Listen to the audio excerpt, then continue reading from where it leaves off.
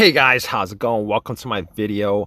This video we are going to be talking about the idle air control valve in your car and issues that can occur if it goes bad, or if there's any issues with the valve itself.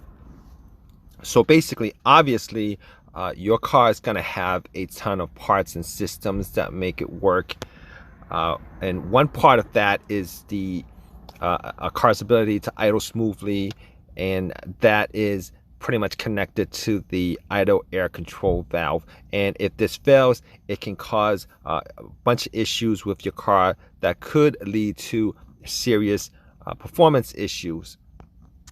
So basically, the idle air control valve is part of a series of a system in your engine that control how your car's engine idles in terms of rising and falling RPMs, and it's there to keep a steady idle speed to avoid stalling and to allow your car to begin moving once the clutch or brake is disengaged.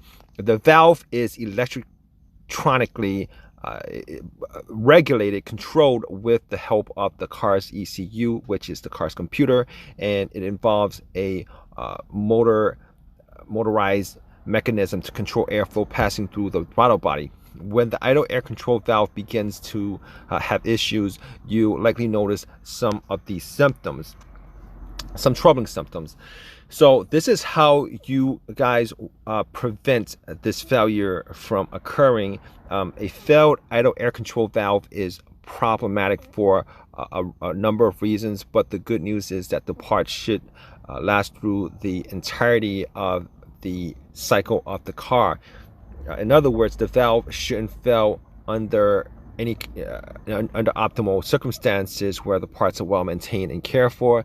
You can prevent failure of a number of different parts throughout your car by following the routine maintenance schedule specific to whatever it says in your manual, including the idle air control valve. When the engine becomes overly dirty, especially when engine oil isn't properly maintained, it can cause premature failure of the idle air control valve. Therefore, it's important to consult with your manual on how to keep these parts working properly. So here are the symptoms of a bad idle air control valve, and it's critical to keep your eyes on any troublous symptoms that your car is experiencing, and let's go through what you would see or experience if you guys have these issues. All right, what you're gonna have is a check engine light, and anytime your check engine light comes on, you guys have to check it because it'll give you codes, and those codes will tell you guys what the problem is so that you can fix the issue. And this is no different with the idle air control valve. It's going to cause periodic engine stalling. When the idle air control valve fails, it inhibits the flow of air through the engine. When the car can't receive air, it leads to engine stalling, and the severity of this symptoms can range from occasional stalling at first to stalling immediately after you guys try to start it.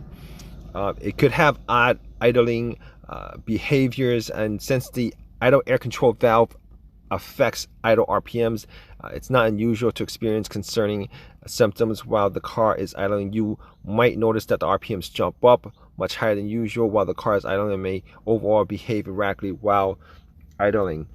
So how do you guys address this issue?